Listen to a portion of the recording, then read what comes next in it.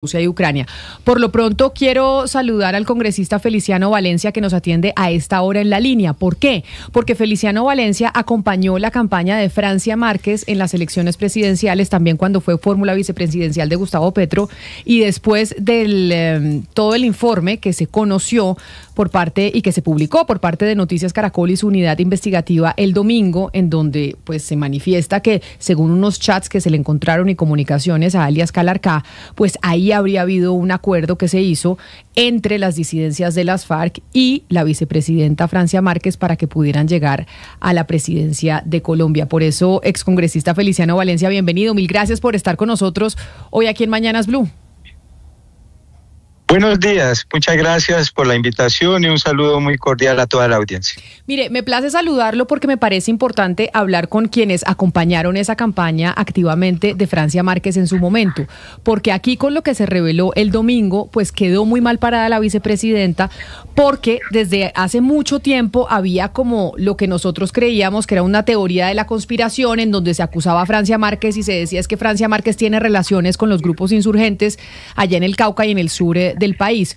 Usted que acompañó esa campaña, después de conocido la información que se publicó este fin de semana, ¿qué podría decirnos? Bueno, nosotros, como miles y miles de gente, acompañamos la campaña que llevó a Gustavo Petro y Francia Márquez a liderar el gobierno nacional. Nosotros nunca nos metimos en asuntos financieros, nuestro ejercicio fue motivar a la gente, invitarlos a votar, salir a votar y esperar que se hiciera un buen ejercicio de gobierno. Así que no conocemos detalles, esperamos que la justicia, como debe ser, investigue esta situación, aclare esa situación y pues tome las medidas que después de hacer ese ejercicio de investigación corresponda, pero claro, a eso nos limitamos en la campaña. Pero mire, señor Valencia, usted, para quienes no lo conocen y lo están escuchando, pues ha sido un líder indígena del departamento del Cauca de muchos años. Además estuvo en el Congreso de la República y el Cauca ha sido una de las regiones más afectadas por la violencia y principalmente por los grupos insurgentes, por las guerrillas. Y en el momento en el que se habló y que pensábamos que era pues una especie de campaña negra que se le hacía a la vicepresidenta, en donde se la acusaba de tener algún tipo de nexos con los grupos al margen de la ley en el Cauca.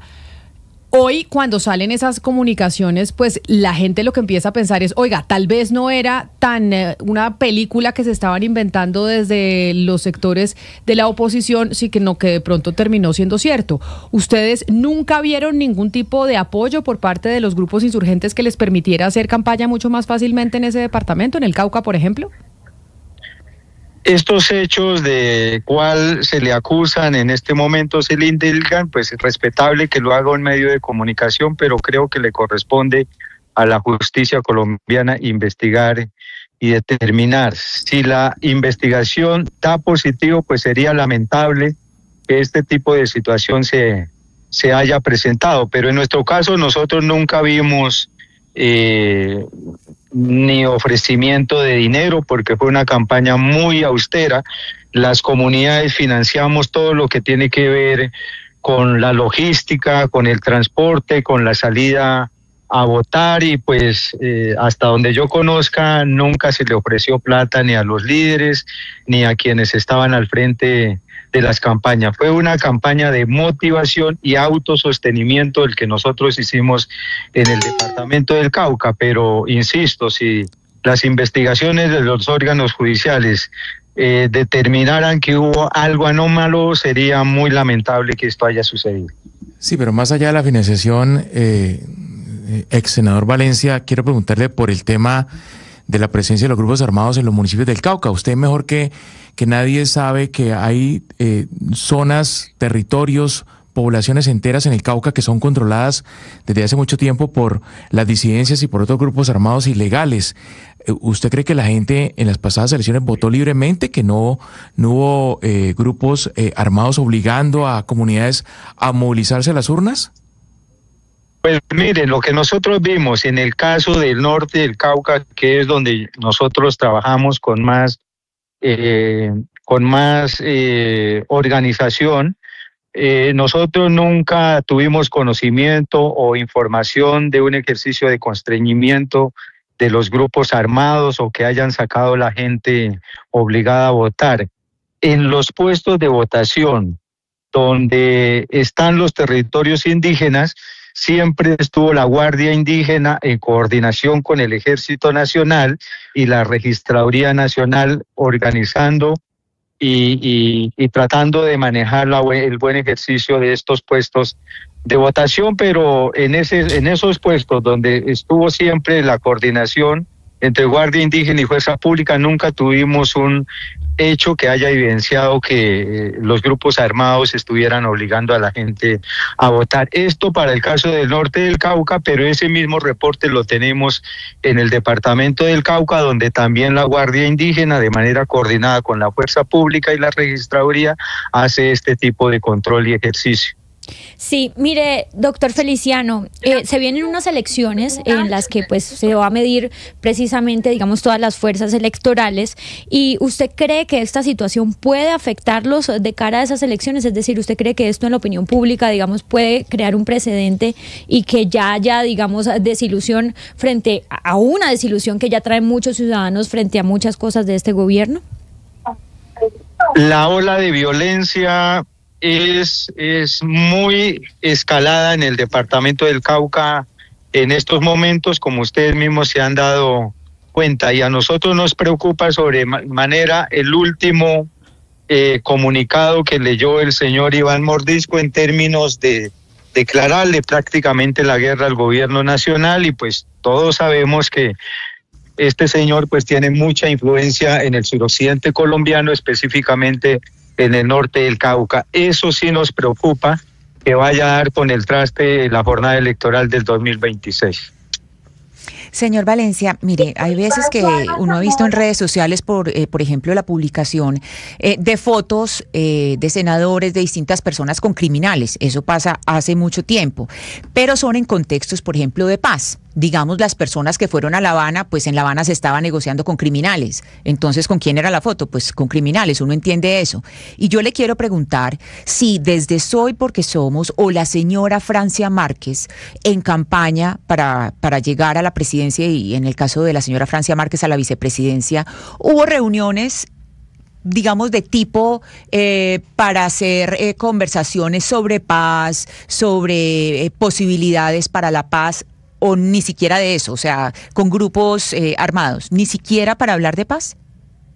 Mira, los diálogos de paz siempre tienen un marco legal constitucional que se le faculta al señor presidente de la República. Cuando se dan estos procesos de diálogo, siempre él faculta una delegación para que haga ese tipo de acercamientos y posteriores diálogos. Eso lo dice la ley. El presidente de la República encomienda esa función a una delegación por intermedio de un acto administrativo, y solo ellos son los que están permitidos y facultados para hacer este tipo de acercamiento cuando son este tipo de diálogos en el marco de la construcción del acuerdo de paz. En el caso de la doctora Francia Márquez, a nosotros o a mí personalmente no me consta que haya tenido conversaciones con mandos o miembros de la guerrilla que opera en estas regiones del país. Sí, en ese sentido, usted nos acaba de decir, no me consta. ¿Usted puede asegurar que del conocimiento que usted tiene, ni la señora Francia Márquez ni nadie de Soy Porque Somos se reunió con grupos armados antes de que empezara el proceso de la paz total? Es decir, como hacer unos acercamientos preliminares. No, no me consta ni tengo conocimiento de ese tipo de situaciones donde esté o haya incidido la doctora Francia Márquez. Eso cuando estaba en campaña y hacía parte pues del movimiento Soy Porque Somos, pero le quiero preguntar, después de que se convierte en fórmula vicepresidencial de Gustavo Petro, ¿tampoco hubo algún acercamiento? ¿Y por qué se lo digo? Porque en el comunicado de Francia Márquez de ayer, publicado ayer en sus redes sociales, ella habla de mi campaña fue genuina, jamás he recibido apoyos, es decir, se habla por ella, pero no habla por el gobierno nacional. ¿Usted sabe algo sobre esto después de que se convirtió en la vicepresidenta de Gustavo Petro? La ley 2272 faculta al señor presidente de la República, para que nombre una delegación y haga este tipo de acercamiento. No tengo conocimiento, ahí me disculpan, si eso involucra también a la vicepresidenta de la República en ejercicio ya, pero no tengo conocimiento de que ella ha hecho acercamientos con grupos armados al margen de la ley. Pues es el líder indígena en el departamento del Cauca, Feliciano Valencia, quien acompañó la campaña de Francia Márquez y Gustavo Petro y además estuvo muy activo en esas elecciones en su momento. Señor Valencia, gracias por estar aquí con nosotros en los micrófonos de Blue Radio. A ustedes, muy amable.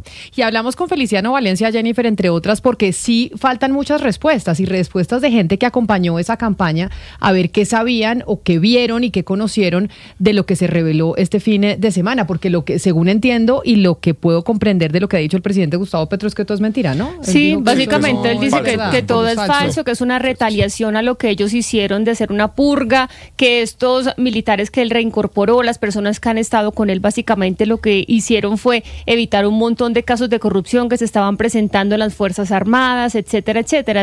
Pues la posición del presidente Gustavo Petro en una guerra política, mal hay que decirlo, pero hay que decirlo, que en las fuerzas militares que de una u otra forma pues están bastante politizadas desde hace varios años, no solamente durante el periodo de Gustavo Petro. Lo cierto, Camila, es que hace mucho tiempo hacer política en el departamento del Cauca pues es muy difícil, o sea, y ahora mucho más complicado que antes. Los candidatos difícilmente ingresan a los territorios sin autorización previa de grupos armados ilegales.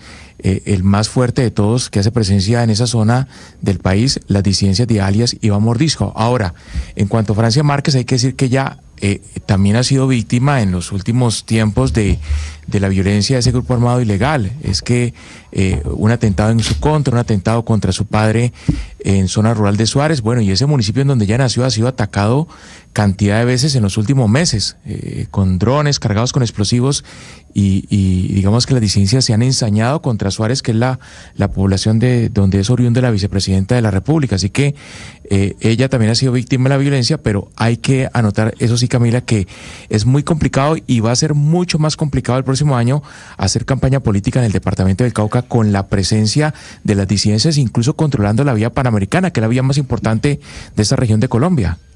Hugo Mario, mire, es que es evidente que hay territorios en Colombia, sectores, zonas del país en los que quienes organizan todo el tema, incluyendo la parte electoral, son las organizaciones criminales. O sea, son espacios en los que ellos ejercen el control total y absoluto del territorio. De tal manera que estos grupos guerrilleros o estos grupos criminales coaccionen a la población civil para que vote en uno u otro sentido, no nos puede causar ningún tipo de sorpresa. Es la realidad, lastimosamente, pero es así. Pasa en el Chocó, pasa en el Cauca, pasa en el Catatumbo, en el sur de Bolívar. El votante está condicionado a la voluntad de estas organizaciones criminales. Hace poco el señor Calarcá un video diciendo que la comunidad le pregunta a ellos por quién vamos a votar, y el señor Calarcá dice: nosotros decimos que vote por el candidato de Petro.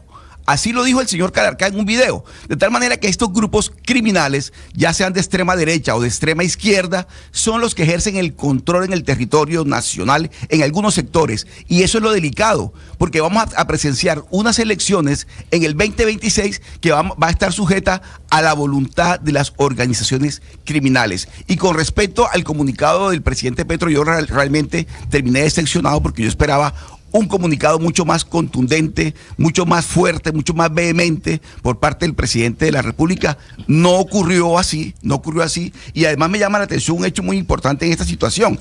El presidente asume el papel de juez y parte. Él absuelve y él dice quién es culpable y quién no es culpable. Le quita la potestad a la justicia, a la propia fiscalía. El presidente Petro, en un comunicado, él decide que los culpables son el gobierno de Duque y todos los demás, y que él ha sido inocente en todos estos asuntos y que no tiene nada que explicar. Perdóneme. Sí. ¿Y dónde está la justicia? Sí. ¿Dónde están los jueces? ¿Dónde está la fiscalía? Esto es muy preocupante, ese comportamiento del presidente Petro. Pero Camila, es que también lo dicen las cifras. Acá estoy viendo cifras, datos del conteo que hace la Fuerza Pública. Y entre 2024 y julio de 2025, todos los grupos armados criminales, llamados pues los GAO, han crecido en el país. Y es sorprendente el crecimiento. Mire, el Clan del Golfo es el que más ha crecido. creció en un 18%, tenía 7.551 integrantes a diciembre del año pasado y en solo 6 meses subió a 8.945. Y está la lista completa, pero vámonos a las disidencias de Calarcá. De 2.415 integrantes que había reportados en 2024, pasó a 2.802, es decir, creció un 16%. Es decir, ha habido un reforzamiento, un engrosamiento de estos grupos criminales, lastimosamente bajo el gobierno de Gustavo Petro, y han aumentado la gobernanza en esos territorios donde Hugo Mario nos dice pues que es cada vez más difícil entrar porque hay que entrar con fuerza pública. Usted por allá de periodista no se puede ir sola, o incluso muchas veces la fuerza pública tiene vedado esos territorios. Yo me acuerdo incluso que la vicepresidenta Francia Márquez en algún momento dio una declaración y dijo ella misma, Hugo Mario, que la gente, que ella no sabía qué responderle a la gente que votó por ella allá en el departamento del Cauca cuando la situación de seguridad estaba mucho peor que en el gobierno Duque. Eso fue en el famoso Consejo de Ministros. Sí, señor. Sí, televisado, que en el bueno, primero, ha pasado mucho tiempo y seguimos hablando se le aguaron los ojos ese día diciendo claro, eso eso. fue ese día cuando, acuérdese usted, ella fue la primera en levantar la voz de protesta, en ese momento por la llegada de Armando Benedetti al DAPRE, iba a ser en ese momento el jefe de despacho presidencial, y bueno, después ya se sumó Susana Muhammad, se sumó Gustavo Bolívar, y bueno, pasó todo lo que conocemos.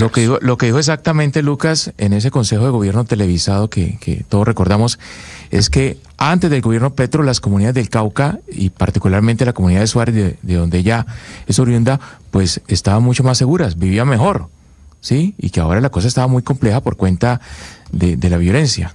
Exacto, por eso mismo, bueno, ahí está la respuesta de Feliciano Valencia, quien acompañó esa campaña, y seguramente muchas respuestas más necesitaremos de personas a ver si conocieron y si pueden dar fe de que lo que se reveló de los archivos de alias Calarcá es cierto o no. Vamos a hacer una pausa corta y regresamos porque tenemos una noticia de último minuto que tiene que ver con el expresidente, o no con el expresidente, con la familia del expresidente Álvaro Uribe Vélez.